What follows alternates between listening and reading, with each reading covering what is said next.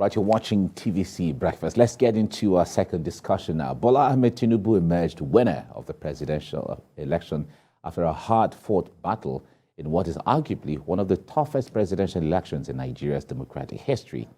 Now, some positive impact is already being recorded as the Nigerian stock exchange market shifted to Bola Tinubu's win. Nigerians are setting agenda and expectations for the new president, as many hope he will bring his expertise to bear, especially in the area of the economy. That's the crux of our discussion next. Joining us now is lawyer and member of the APC, Seun Faleye. It's nice to have you join us this morning. Thank you very much. Welcome. Great. And also in the studio is Dr. John Ekundayo. He is a Harvard-certified leadership and strategist, consultant, and author. Trajectory to the Throne. Nice to have you join us, Dr. Thank you, Ekundayo. Mike. Thank you for having me. Great. Now, Seun, let me say congratulations. Thank you. In the build-up to the election, we shared the stage here, talking about some of the things, the strategies and all of that, looking at things, especially from the strategy in different sectors, what Nigerians should look forward to.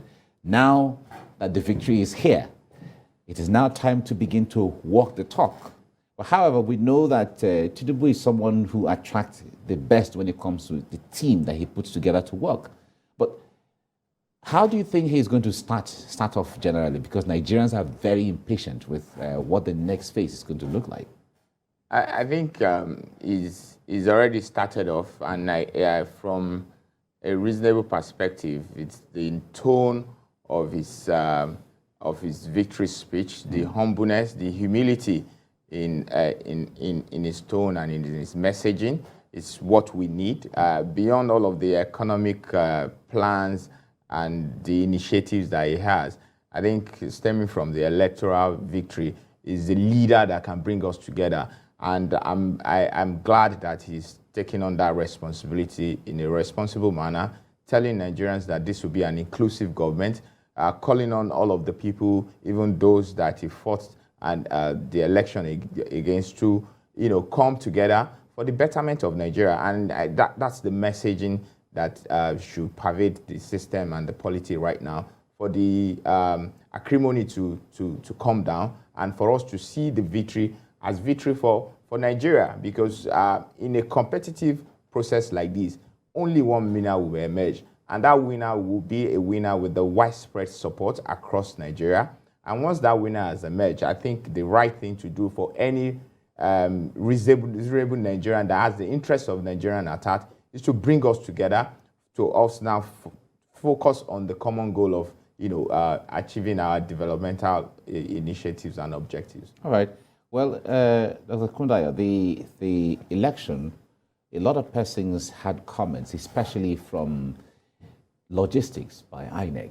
After about over 300 billion naira was released in a budget that was not scrutinized, was not debated, go ahead, conduct an election, and INEC promised everybody a hitch-free, seamless election process. Now, what's your assessment from the conduct of the election generally when it comes to logistics and all of the things, arrival materials and all of that?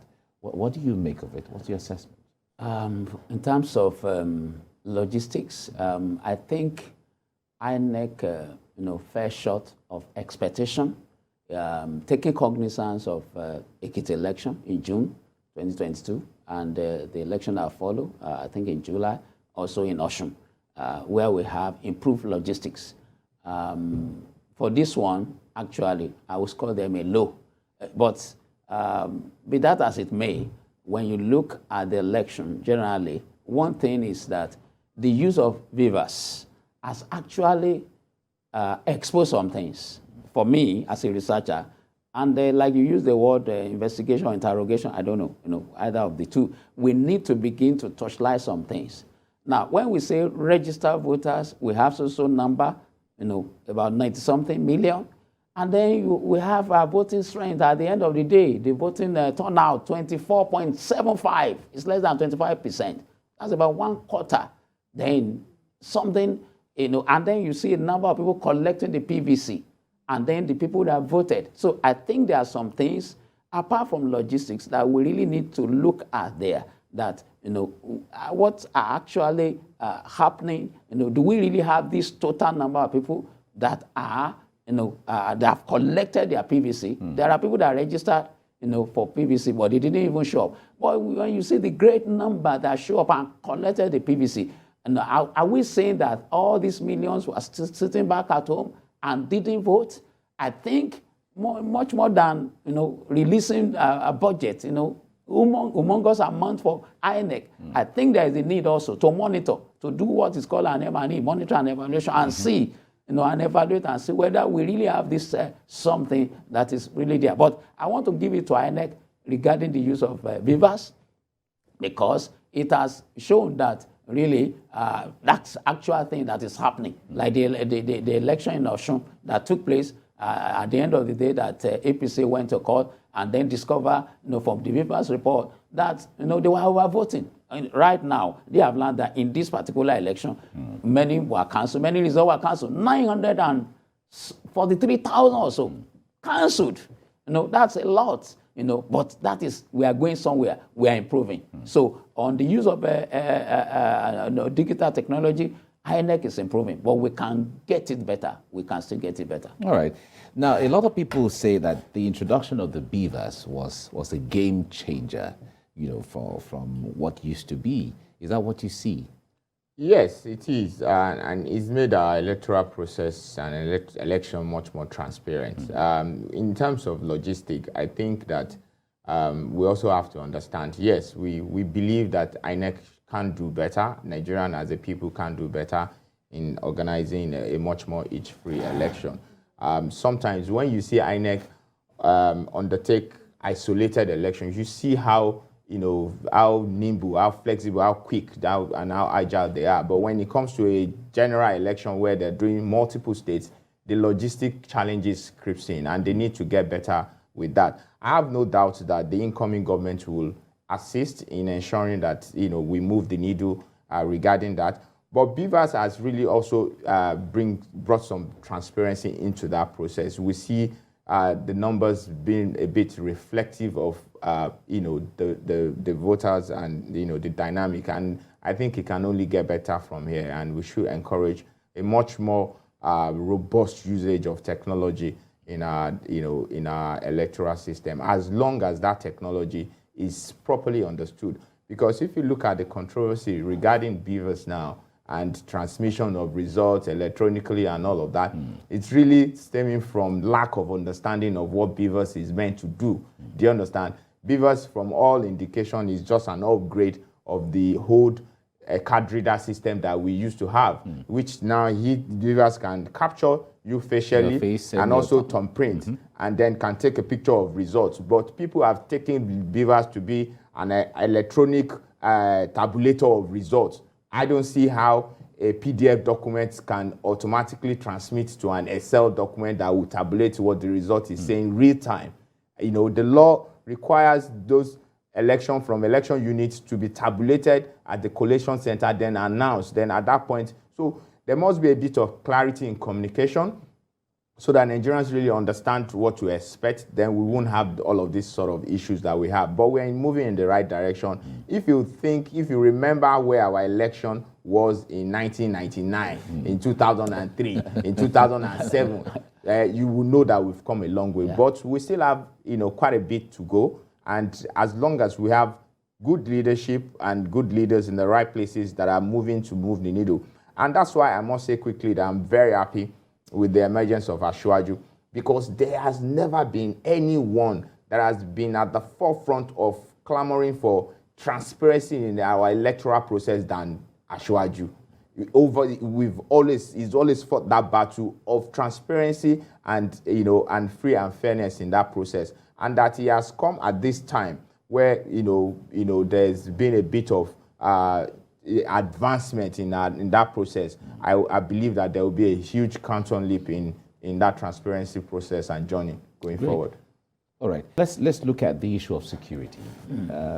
This election was seen as one of the most peaceful elections so far. Of course, there were one or two issues here and there, but if you if you compare it to the previous election, it was an election that a lot of people see as really peaceful. Yeah, I agree with you. I voted in my home state, Ekiti State, and you know, the whole atmosphere was peaceful. And monitoring reports from other states as well agree that you know, there's peace everywhere, with maybe some skirmishes here and there, you know, some polling units, which is not unexpected. But then we need to give kudos to the security personnel in handling the situation maturely this time around. You know, we need to give kudos to them because, you know, hitherto before now, people have been afraid that, oh, if I go out on election day, there could be thuggery, you know, violence and whatever, you know, which, you know, we prevent them from voting. But by and large, you know, they stay away from the polling area unless, you know, maybe they could hear some, you know, noise or whatever, they will now intervene. So it's just to make sure that there is peace, which I think professionally we have to give it to them that, you know, by and large, at least on a fair scale, you know, they have done relatively good job as per the security this time around. So I think kudos should be given to the security forces. Initially, people were apprehensive, you see, and I was telling some people, I laid their fear that the military only showing what they call a show of force. When they saw them, some people say, we could see them, they line up, hey, this and that. I said, it's just a show of force. But when the election day came proper, you know, people, they were not involved. They were not in case of, oh, they were harassing me or they were forcing me or whatever. No, you know, we used to have that in time past. But right now, I think for this election, kudos should be given to the security forces. Well, the soldiers were deployed, and although they were very far from the voting areas, they were on the highways and all of that.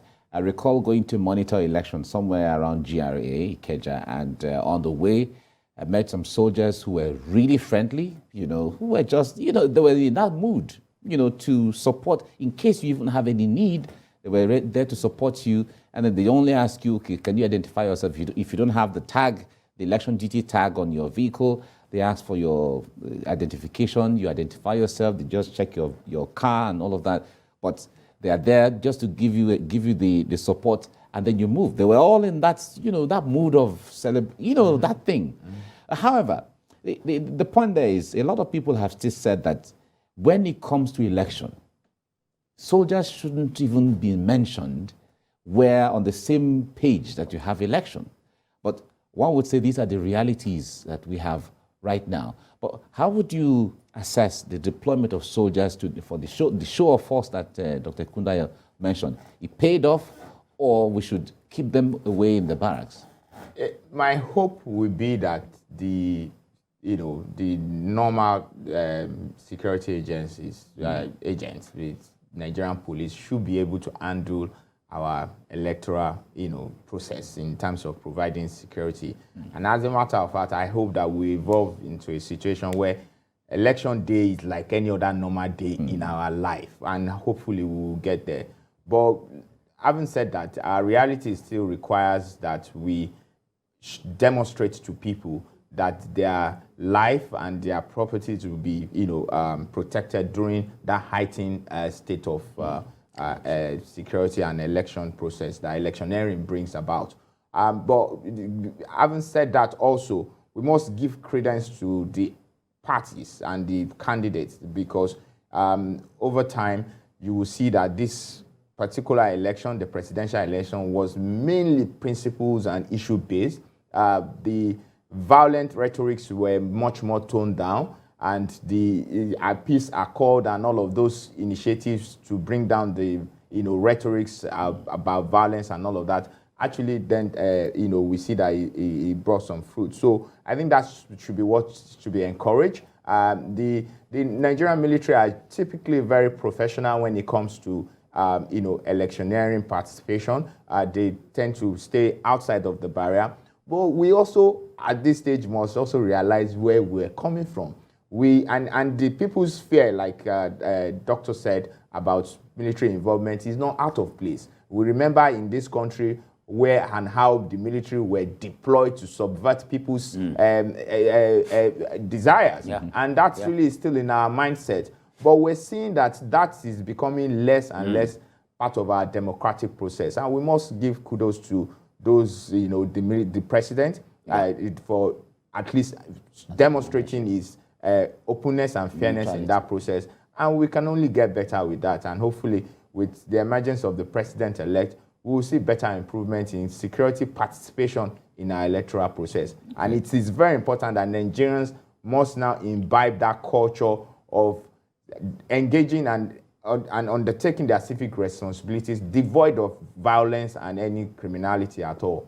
Right, that's the right place to leave it now. Thank you so much, Seun Falaye, for coming. Thank you very much. We wish you well as Nigerians look forward to a new era. Thank you very much. Thank you. Dr. John Ekundayo, thank you so much for your time. Thank you, Mike, for having me. Thank you. It is a new dawn for Nigeria as another president has been chosen and will be sworn in come May the 29th of this year. Bola Asiwaju Tinubu, who scored the highest number of votes in the presidential election, accepted the mandate to serve Nigeria. In his speech, he stated that the youth are the greatest asset the country has, while stating that they will feel his regime in terms of good education, job opportunities, amongst others. He also noted that there will be education loans to students who may not be able to afford to go to school, and there will be no more strikes. The youth, I address you first. Let me repeat that I hear you loud and clear. We pay attention, undivided attention to your education. We will be creative. Credit will be available. Education loan will be available. 4 years course will be 4 years course. No more strike. Your universities will have their autonomy to be able to upgrade your syllabuses and be creative. No more selling of handouts. They must be authors. They must write and create for the nation.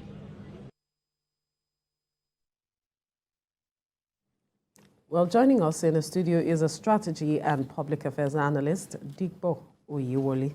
Good morning. Good morning. It's good to have you on the Great program. to see you. Great to see you. Let's even begin with your assessment of the whole process. Okay, well, I think we had that conversation a couple of days ago before they announced the results. I mean, for me, I think INEC could have done better. And for me, I still maintain the fact that they need to justify the money they got from us, because I see no reason why they could have conducted an election that was, for the most part, free and fair, but quite controversial, because the major element of controversy in it always puts a dent in the reputation of the entire process and the aftermath of the process, which is saying that this particular person won the election, these other folks lost the election, and we don't need that kind of atmosphere in the country that we have right now. There's so much tension, there's so much frustration.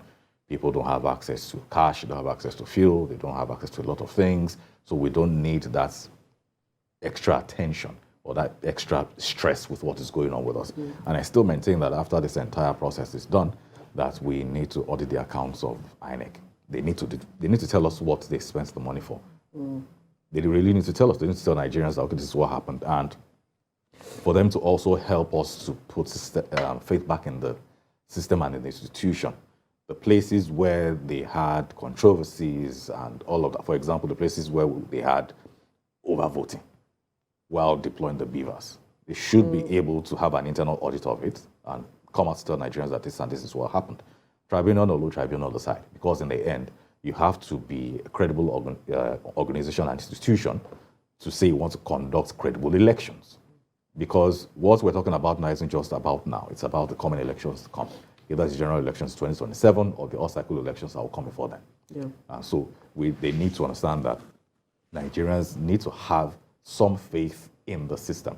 We have had so much distrust in the system, and legitimately so, because of how our leaders in government, either appointed or elected, have chosen to conduct themselves. We cannot have a sensitive institution like INEC to now have that kind of reputation as well. It doesn't help our democracy and doesn't help our polity. Well, as it is, when he, after winning, and he was giving his speech like we played earlier on, in his acceptance speech, he laid emphasis on the issue of education. You know, amongst the youth, I've heard you loud and clear. There'll be no more strikes. Universities will have the autonomy. There'll be credit and loan, education loans, and so on. What do you interpret with that? Because a lot of people have said that for Nigeria to grow and develop, that education sector has to be a priority. Yes, and we've had that conversation here severally as well, where we talked about how we need to overhaul the entire educational curriculum to start with. Either we are getting loans to go to school or not, but the curriculum in itself needs to be overhauled, the bottom to the very top. Because, I mean, we have conversations with supposed graduates every other week and try to hold a conversation with them, and it's really a problem. And I'm sure some people will say, oh, maybe it's a Gen Z thing. It's not a generational thing. It's mostly about the quality of education that they got. And the other side of it is also building an environment where it is saying that being educated is profitable. Excuse me. Because we have this mantra in town where people say education is a scam. And sometimes it's difficult to fault it because you have folks who are still in higher institution and they have 3 older siblings who graduated between 5 to 7 years ago and they are still unemployed. They still don't know what is going on. They've submitted CVs everywhere. They've walked the streets of cities, had to move around different places, and then maybe had to resort to some petty trading. Well, all along, all they wanted to do was to practice what they wanted to study in school. So these are the issues. So it isn't just about overhauling the educational system. It's also ensuring that even when they leave school, that there are credible and tangible jobs for them to have done. And with regards to going to school either on loan or credit and all of that, I would say that the president-elect exercised caution with that particular one, because the question is, how is it going to be funded? So it doesn't end up as one of those things that they say before they get into office, and then they get into office, and then you say, oh, okay, we didn't know. So I'd say... Does our system even give room for that, knowing how challenging it is working with data in exactly. Nigeria? So that was the second thing I was going to talk about. So aside from being able to fund it, how are you able to track who you gave what loan to? Because even the current system we have, even the loan companies today, I think it needs to have them in the room to understand how that dynamic works, where they have to resort to maybe very unscrupulous ways, blackmailing post people, people's obituaries on social media, blackmailing people. I get calls every other week for people I have no idea who they are, asking me to call them to pay back their loans that I didn't know anything about. And so we don't have that system in place yet, especially with regards to harmonizing our data to know that this is this person, this is where this person is at this time. Person is a resident of this state, resident of this local government. We have no idea how to track all of that. So it is a bit of a risky thing to do, but I'm more concerned about the financing part of it, because with the fuel thing, now it seems like the entire subsidy has been removed officially, unofficially, and then the new administration comes in. The question then becomes, are you removing the subsidy or not? Yes, he has said he's removing it. So you're removing the subsidy. Where is that money going to be deployed? Is that the one you're channeling to student loans, or what other part of the country or societal needs are you moving it into? Are you moving some of it into power? So they need to run a lot of numbers with regards to this particular conversation, because making certain promises, especially where finance is expected as the core part of it, can be very, very sensitive. And I do not believe that the Nigerian youth, the Nigerian people, are interested in hearing any excuse any longer with regards to promises made and promises unkept, especially where it concerns the youth. You say you want to give us loans for our education. 100 days has passed, we didn't hear anything. First year has passed, we didn't hear anything. Second year, you're then telling us, okay, this is subsidy. You know, we're not making money. You know, we are not selling crude oil at this price. People don't want to hear excuses. So I'd say they be very cautious with these statements and run the numbers critically first to ensure that we can accommodate it. Now, is it a good idea? Yes, it is a good idea, but we must be able to afford it. Strategy consultant and public affairs analyst Dipo Oyewole. Thank you for your time. Thank you for having me. Thank you for coming. Thank you.